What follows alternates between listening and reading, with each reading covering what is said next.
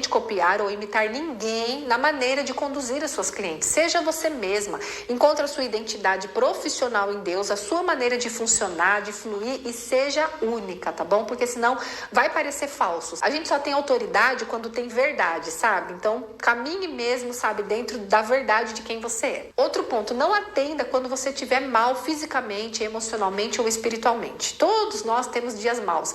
E é bom você se respeitar e você se acolher nesses dias também. Eu não falo pra você cancelar os atendimentos se você tiver com uma leve dor de cabeça, um mal-estar ou meio chateado com algumas coisas, né? Normal, tem dia que a gente não tá bem, a gente tem que trabalhar, não é? Eu falo mais com, de repente, você que é uma mulher muito exigente, muito perfeccionista, que se cobra muito e que você passa por cima de você mesma, dos seus limites, só pra você dizer o quanto você é excelente profissional. De repente o caso é sério e você vai passar por cima dos seus limites só pra dizer que você nunca faltou, que você nunca deixou ninguém na mão. Olha, gente, se o negócio for sério, remaneje sua agenda, fala com a sua cliente, atenda no outro dia.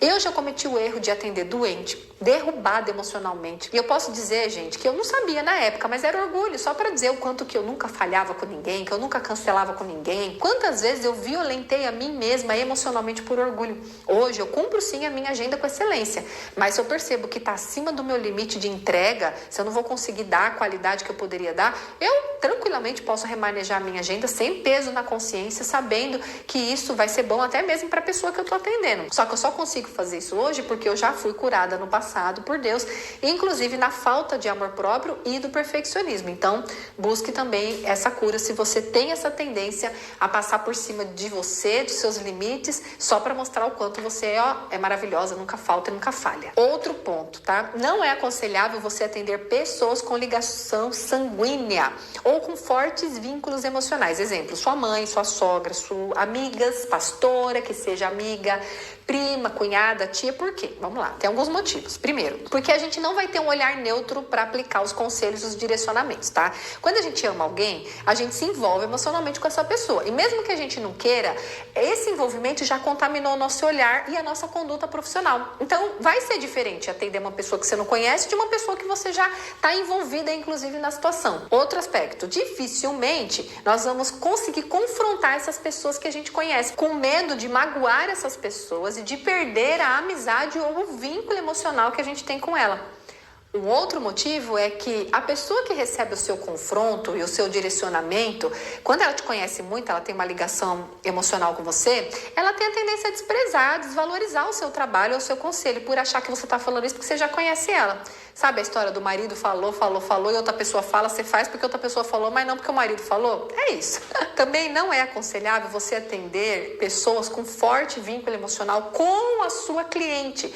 Atendimento simultâneo, principalmente se a queixa da sua cliente for exatamente a pessoa que você também está atendendo. Um exemplo, atender duas irmãs, atender uma sogra e uma nora, atender primas. Às vezes você está atendendo uma pessoa, até amigas, você está atendendo uma pessoa e um dos conflitos dessa pessoa é a pessoa em questão que também pediu ajuda para você. Ou porque essa mesma indicou, ou porque elas são do mesmo círculo que você, de amizades e tudo mais. É complicado você atender duas pessoas que tratam, vamos dizer, das mesmas questões, dos mesmos assuntos. Eu já fiz isso e posso dizer, me dei mal, não foi legal. Embora quando eu fiz a faculdade de psicologia, no primeiro ano, a primeira coisa que eles falam como regra é que não pode atender pessoas com vínculos próximos. Nem você atender pessoas com vínculos próximos, nem você atender as pessoas entre si que têm vínculos simultaneamente. Você pode atender a pessoa agora e daqui a alguns meses essa outra pessoa, apesar de que também o seu olhar fica um pouco contaminado. Mas até então, se você não desenvolveu uma relação muito emocional com essa pessoa, tá tudo bem, mas simultaneamente no mesmo momento não vai ser legal porque você vai estar no meio do joguinho sempre das duas. Já fiz isso com duas irmãs, uma pediu ajuda e depois veio a irmã dela. Gente do céu, mas foi um bololô, porque uma falava da outra, que falava da outra e eu não sabia para onde ir. Já fiz isso com amigas, de atender uma, aí depois veio a outra amiga e uma era o alvo da outra, sabe? Aquela ficava fazendo fofoca da outra, falando da outra e eu também não sabia para onde ir nem o que fazer.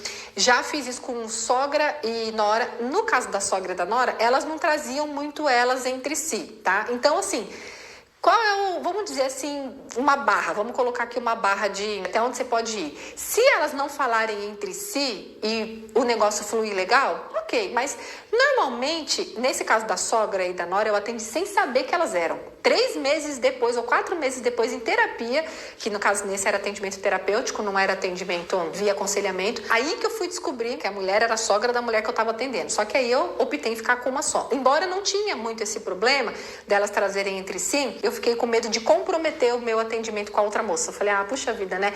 Vai que ela comenta, que ela fala, tal, eu prefiro encerrar. Então, tem essas questões. Aí eu lembro também de atender uma paciente e a mãe dela me enviar, a mãe dela era super narcisista. E a filha trazia, né, todas as coisas da mãe. E a mãe um dia me mandou um e-mail desesperada pedindo atendimento. Eu falei, gente, não tem nem como. Então, essa eu não atendi. Mas é só trazendo aqui pra você que eu já cometi erros e depois cometi acertos. E vi que realmente é melhor não misturar as coisas. Outra coisa a não se fazer é estreitar os laços emocionais com a sua cliente como se fosse sua amiga. Não faça isso. Gente, muitas das aconselhadas, mentoradas, depois quer marcar um cafezinho fora do local de atendimento, quer passear no shopping com você, quer encontrar você num evento, alguma coisa, e evita isso, gente, porque quando essa mulher ganhar sua confiança, ela pode passar a desprezar os seus conselhos, porque ela não vai mais te ver como uma profissional, e sim agora como uma amiga. E quantos bons conselhos amigas dão, esposo, como eu falei, e são desprezados por causa do vínculo emocional. Isso é normal do ser humano. Já aconteceu de você falar todo empolgado para o seu esposo ou para sua mãe algo que você entendeu, que você assistiu numa pregação, ou numa palestra, ou leu num livro, e aí a pessoa falou, mas eu já falei isso para você faz tempo. E você mesma não tinha pegado aquele conselho por causa do vínculo emocional que você tinha. Às vezes meu marido falava, nossa, que novidade, já falei isso para você, você não deu nem bola.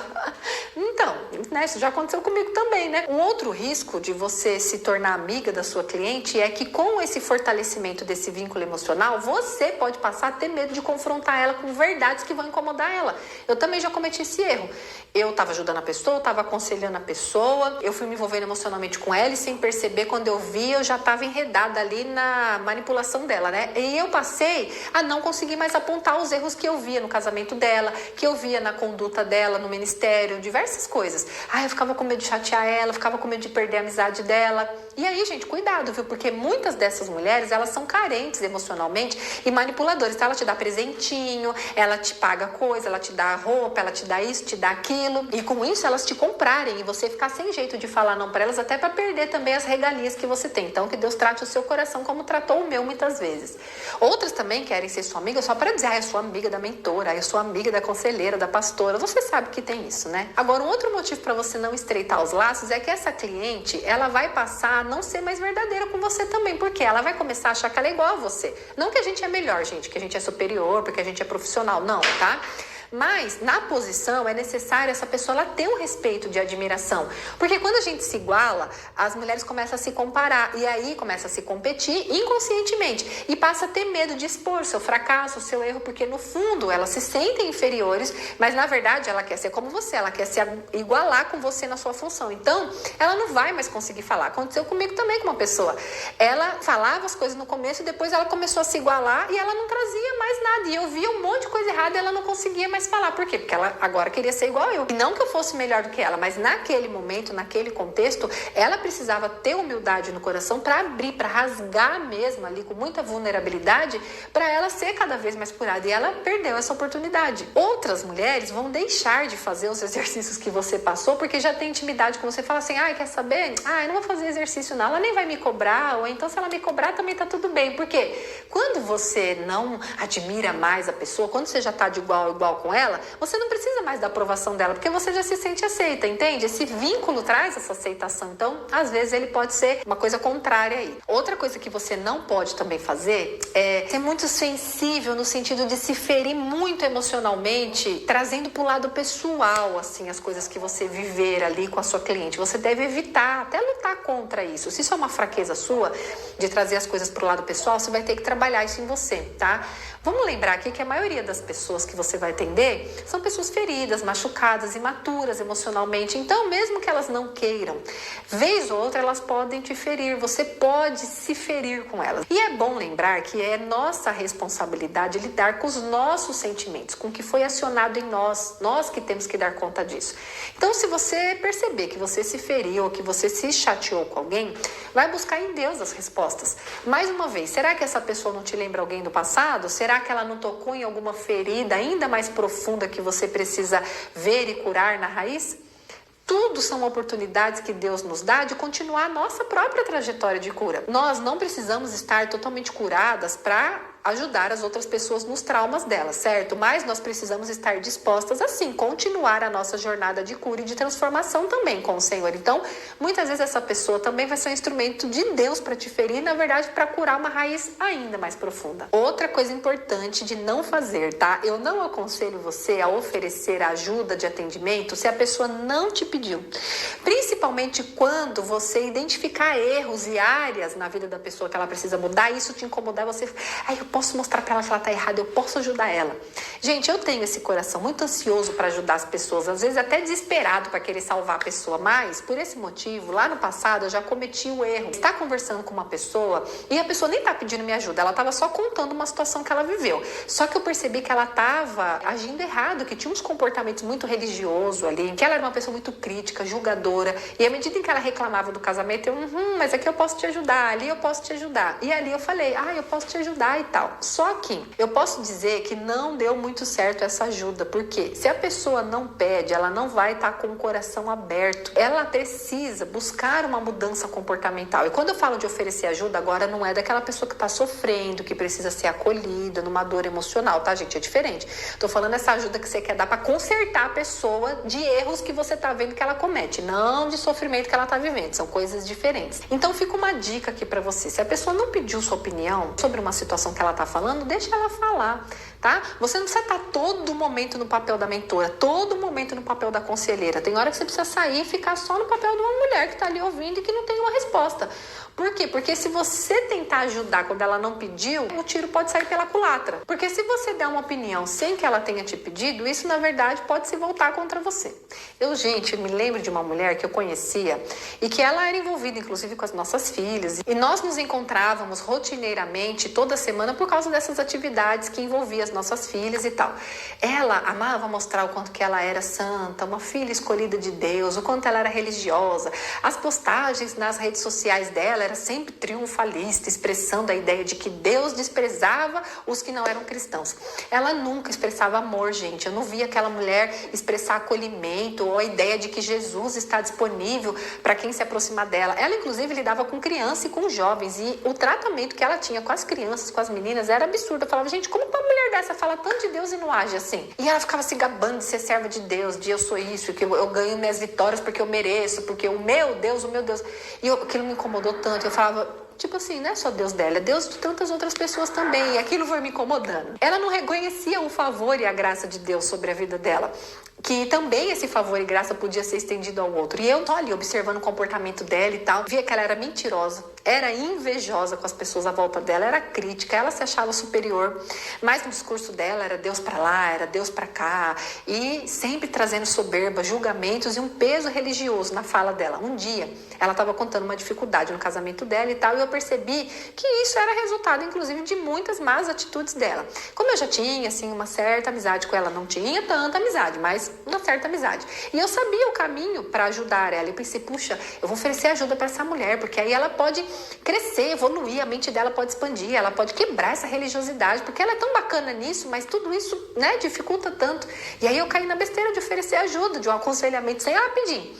Lógico, no primeiro eu fui com muito cuidado, ela aceitou, né? Eu ouvi, eu acolhi a história dela, como eu sempre fazia com todo mundo. Mas, quando chegou a hora do confronto, gente, foi muito engraçado. Ela fingia receber tudo tão lindamente. Ela, você tá certa, é isso mesmo. Só que ela não falava nada da vida dela, ela acabava não abrindo as coisas. Eu que tinha que apontar, olha isso, olha aquilo. A única coisa que ela conseguiu falar, assumir, foi o vício da mentira. Aí eu passei vários exercícios para ela se livrar disso, ministrei sobre arrependimento, sobre mudança de padrão de comportamento, expliquei expliquei o possível motivo dela agir daquela maneira e tal, mas eu não via empenho da parte dela, não tinha quebrantamento, humilhação, não tinha arrependimento da parte dela. Eu sentia que ela estava fingindo ser quem ela não era, só para manter a relação comigo, porque ela queria ser minha amiga, porque eu tinha um nominho ali na cidade. E eu senti que eu estava perdendo meu tempo com ela. Com o tempo, essa mulher passou a me invejar, a me copiar, a literalmente querer ser eu. Até as roupas dela, ela mudou para ficar mais parecida comigo. Eu me sentia cada vez mais pesada quando eu estava com ela. Eu sentia essa pressão, sabe, da inveja, dos maus sentimentos dela contra mim. Deus me deu sonhos que trazia revelação específica sobre a intenção e o caráter dela. E eu senti claramente que eu deveria me afastar dessa pessoa. E eu lembro que depois que eu atendi essa pessoa, foi tão ruim a experiência que eu pensei seriamente em desistir de tudo. Não queria atender mais ninguém, queria abandonar o ministério. Nossa, de tão mal que essa pessoa me fez. São muitos detalhes essa história e é muito longa e nem cabe aqui. Mas o resultado, resumindo, é que essa pessoa não mudou nada. Ela não evoluiu nem mesmo no chamado que ela falou que ela tinha. Na verdade, não evoluiu, não saiu do lugar, não aconteceu nada, vamos dizer assim. E por ela ter uma relação com as minhas filhas, até isso afetou. Então, feriu todo mundo, a casa inteira. Foi um caótico, uma bagunça. E eu posso dizer, gente, que foi uma pessoa que se eu pudesse voltar atrás, eu jamais teria aberto a minha boca para oferecer ajuda, porque ela não tinha pedido, né? Então, meio que eu causei essa situação, vamos dizer assim. Depois dela, eu ainda cometi esse mesmo erro com mais uma pessoa, mas ela era do meu convívio da escola, da faculdade e tudo mais. E por mais que a pessoa não pediu ajuda, ainda assim, eu percebo que teve ali, vamos dizer, um pouco de mudança de vida, né? Não foi nesse aspecto desse jeito tão dificultoso dessa outra que eu falei. Mas eu entendi que a mudança de vida só pode vir de dentro para fora. Eu gosto de uma frase que fala que as portas da mudança só podem ser abertas de dentro para fora. Então, por mais que a gente queira ajudar, queira confrontar e mostrar até o erro, se a pessoa não abrir a porta do coração e do interior dela, se humilhar, se quebrantar, não vai acontecer, né? Então, fica a dica aqui, tá? Espera a pessoa te procurar. Se a pessoa não tá pedindo o seu conselho e não tá pedindo a sua ajuda, fica quietinha, né? Sai da posição de conselheira. A não ser que sim, essa pessoa esteja toda quebrantada, em sofrimento, sabe? Que ela tá contando algo de sofrimento, não é de erro, é de sofrimento, sabe? Até porque a pessoa do erro não tá contando o erro, você que tá vendo o erro, mas ela não tá falando. Mas assim, você vê que a pessoa tá ali sofrendo, que a pessoa tá desesperada, não sabe pra onde ir, tá em busca de resposta, por que não oferecer ajuda? Aliás, a pessoa que me ajudou foi assim. Eu, num dia muito sofrido, a pessoa perguntou como eu tava e eu não consegui nem falar, só chorar. E ela ofereceu uma ajuda, né? Então, sim, você oferecer uma ajuda dentro de um contexto onde Deus te direcionou, isso é de suma importância. Mas a pessoa precisa estar quebrantada. Ela precisa realmente estar ali preparada para o processo. Você precisa... Por isso que é importante o orar, o caminhar com Deus. Ter, sabe, essa percepção, essa intuição. Porque aí você vai entendendo, ó, a pessoa tá quebrantada, tal. Sinto forte desejo de ajudar. Ou, não, essa pessoa aqui, tô vendo coisa errada, eu tô querendo consertar ela. Então aí vamos dizer que seria um filtro já seria um pouco alguns sinais para você perceber dentro de você também qual é a sua motivação. Você quer estender a mão e acolher alguém que está em sofrimento? Ok. Sim, pode ser um caminho que Deus queira que você ofereça ajuda, porque às vezes a pessoa não sabe o que você faz, certo? Como eu não sabia que aquela mulher que me estendeu a mão fazia aquele trabalho, ela precisou oferecer e eu agarrei com toda a minha força. Agora, se você está querendo consertar alguém, apontar erros, não dentro já do processo, que aí é seu papel também, tá? Trazer confronto, não dessa maneira. Mas se você quer começar já apontando o erro, talvez nem entre, porque aí a motivação sua tá errada, tá bom? Não é o seu papel consertar ninguém. Cuidado também com pessoas que são enviadas por outras para passarem aconselhamento ou para fazer mentoria com você, mas que de fato a pessoa em si, ela nem sabe o que ela tá fazendo ali, ou nem mesmo ela quer essa mentoria ou esse atendimento, esse aconselhamento. Isso pode acontecer principalmente com adolescentes, que as mães obrigam as filhas a receber ajuda. Isso também pode acontecer com uma líder que já não aguenta mais uma mulher ali na igreja e meio que joga para você dar conta desse BO, vamos dizer assim. A pessoa, muitas vezes, nem chegou ao ponto de se quebrantar e ela mesma, por vontade própria, buscar uma ajuda. Então, fica mais difícil ali o atendimento. Avalie esse todo na entrevista ali da triagem, porque algumas mulheres, sim, elas aproveitam a oportunidade que elas estão recebendo para elas crescerem e evoluírem, porque afinal alguém estendeu a mão para ela. Mas existem outro grupo de pessoas que realmente não querem estar ali, inclusive falam: fala, olha, na verdade eu tô aqui porque minha mãe mandou, ou porque a minha líder que mandou eu vir aqui. Então, se você perceber ao longo da jornada, ou até mesmo na entrevista, que a pessoa não está muito empenhada, não está muito afim de passar pelos processos necessários, oriente que ela procure, então, ajuda quando ela sentir que ela está preparada, quando ela sentir que é o momento dela abrir essa porta da mudança na vida dela, que ela quer se permitir passar por todos os processos necessários que vão gerar as transformações na vida dela, tá bom? Bom, eu já atendi muitas pessoas assim, que foram enviadas por pedido de ajuda de outras pessoas que amavam aquela pessoa e queriam o melhor para ela, mas sem o esforço e sem o comprometimento da outra pessoa, não tinha como haver nenhuma evolução. Outras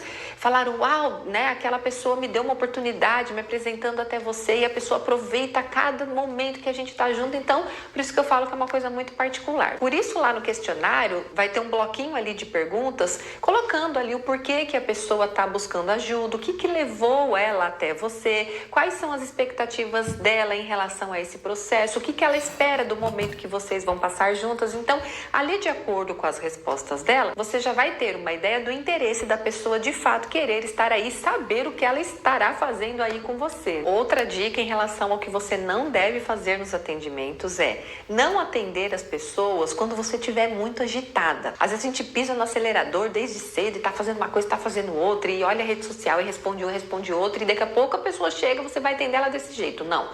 Queira ou não, o seu trabalho envolve energias, atinge o mundo espiritual, por isso é necessário você ter aquele tempinho que eu falei, antes de atender a pessoa, se preparar mentalmente, se preparar espiritualmente, tá?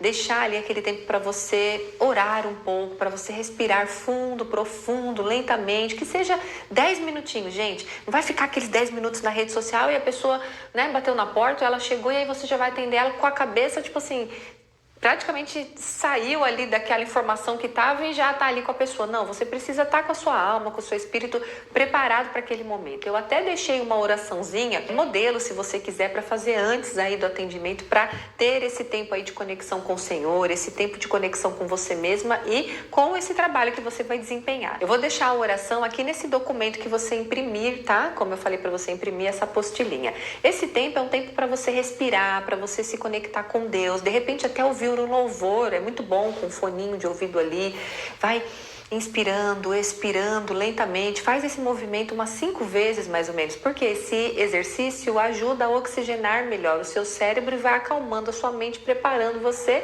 para estar ali com aquela pessoa, né? Lembra que você precisa ser um ambiente que vai acolher a energia da pessoa e a agitação da própria pessoa, que às vezes chega a 1000 também. Então é legal, outra coisa também, você dar uma lidinha nas anotações que você fez na sessão anterior, no atendimento que você teve anterior, para você dar conta ali novamente da história dela. Porque o que acontece? Lembra que eu falei que é importante se desligar da pessoa até o próximo atendimento? Então, é importante que você não carregue a pessoa durante a semana na sua vida. Mas no dia do atendimento, você vai precisar se conectar de novo com essa história, com essa pessoa. Sua mente não vai nem lembrar, principalmente se for no começo, né? Então, é importante que você tenha ali um tempo de olhar, de observar, de prestar atenção, porque a pessoa precisa perceber que você se importou com ela, que você prestou atenção na história dela, ou seja, que você realmente entendeu, internalizou o que ela falou. Outra coisa, imagine que você atenda 3 pessoas no mesmo dia. É necessário também que você tenha entre uma pessoa ou outra um intervalo de uns 20 minutos ou meia hora para você atender a próxima cliente. Para quê? Para você esvaziar tudo que você ouviu da pessoa anterior, para você fazer as suas anotações e para você também, antes de atender a próxima pessoa, dar uma olhadinha nas anotações que você fez em relação a outra pessoa. Talvez até fazer uma oração de, ai, Senhor, eu me desligo dessa pessoa para você poder se conectar com a próxima, enfim. Faz aquela... E aí terminou o dia, de repente você terminou de atender 3 ou 2 pessoas consecutivamente, faz aquela oração que eu falo, que eu brinco de descarrego, né? Para você se desconectar mesmo emocionalmente, espiritualmente de todas que você atendeu naquele dia para ir embora em paz, tá bom? Bom, ainda sobre o cuidado do que você não deve fazer, cuidado também com os dias que você estiver muito cansada para você não dormir. Gente, isso é sério. Você pode pensar que profissional faria isso de dormir numa sessão? Sim, existe. Agora, primeiro, sem julgamento, isso é humano e é passível de acontecer com você e comigo também. Algumas falas de algumas pessoas, elas realmente são entediantes. E como algumas pessoas também têm questões de um peso espiritual, às vezes a gente pode ser tomada por um sono violento. Mas, sendo humano ou não isso, né? Obviamente que essa ação ela é totalmente antiética, né? Porque vai enviar a mensagem para a pessoa de que nós, como profissionais, profissionais estamos desinteressados na história daquela pessoa, que a gente não se importa com o que ela está falando. Isso é muito deselegante.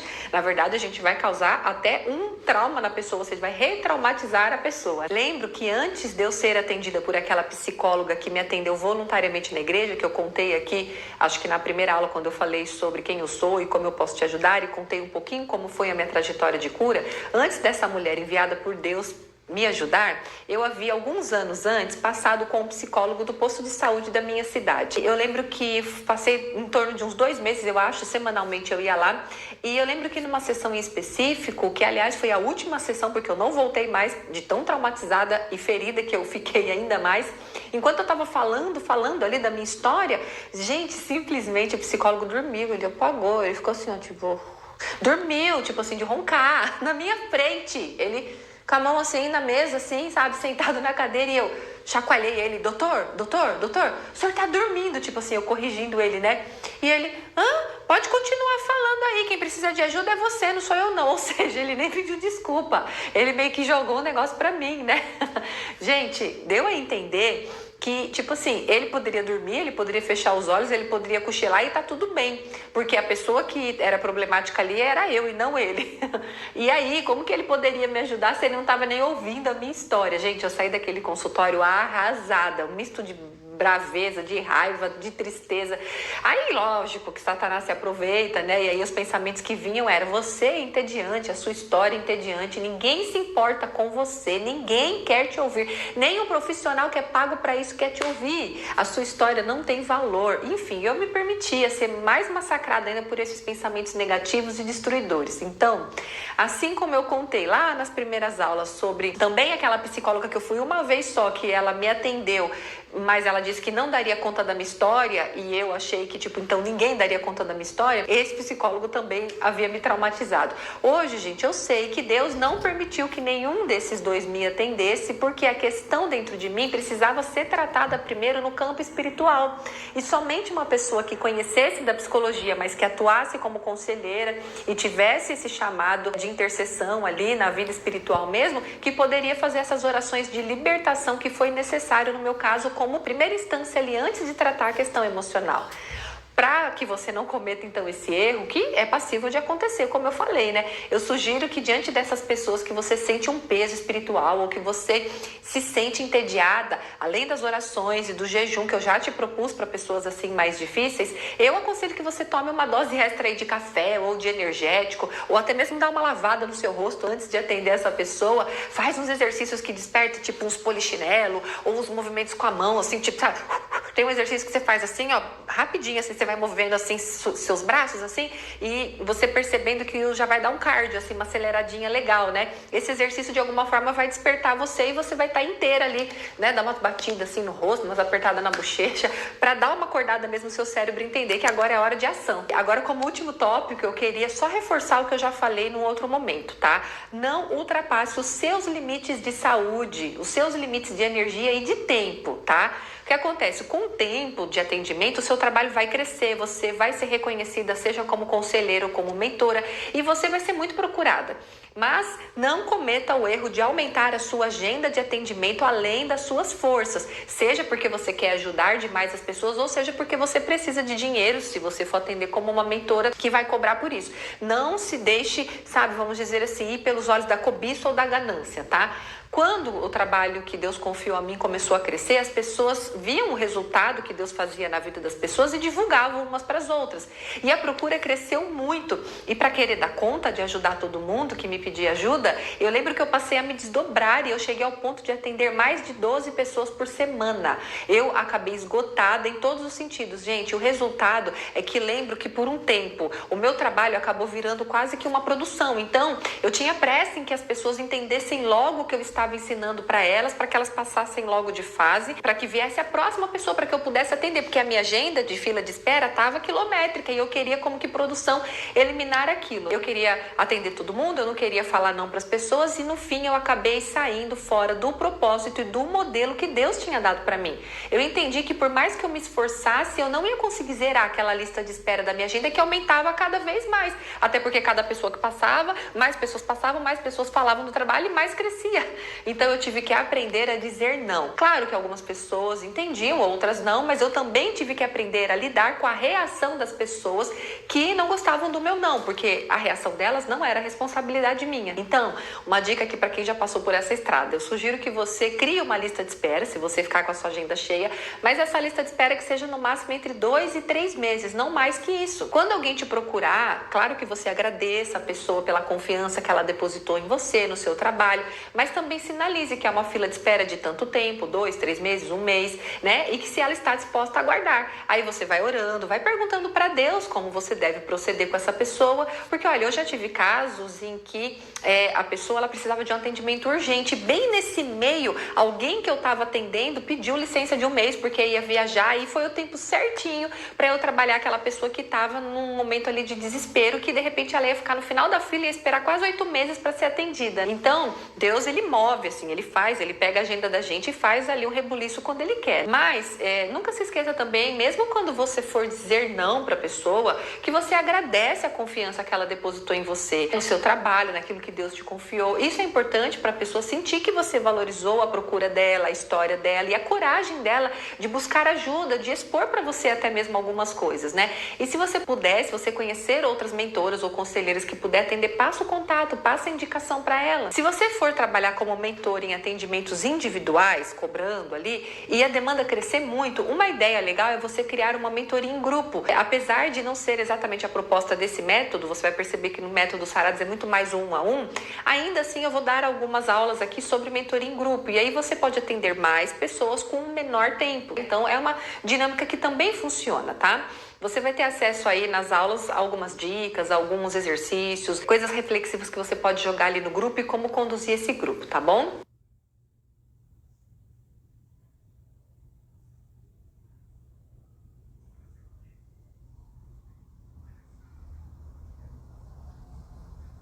Agora eu quero falar sobre o último tópico aqui dentro das diretrizes, que é sobre a faxina emocional e espiritual. Muitas alunas me perguntam se é obrigatório o uso da faxina emocional e espiritual com o aconselhado ou com a mentora. E a resposta é não, gente, não é obrigatório usar o modelo da faxina emocional e espiritual. Mas então para que serve essa faxina, Roberta? Bom, a faxina ela serve para incentivar a pessoa a liberar perdão, a trabalhar as culpas, as perdas, as frustrações, as decepções, as dores do passado e trazer um novo olhar, ou seja, né? Então é como que se uma casa mesmo que precisasse daquela lavada, assim, sabe? Que você vai pegar do teto até tudo, debaixo do tapete para ficar tudo em ordem. Eu quero também sinalizar aqui que antes que vocês me perguntem aqui, onde está o material da faxina emocional?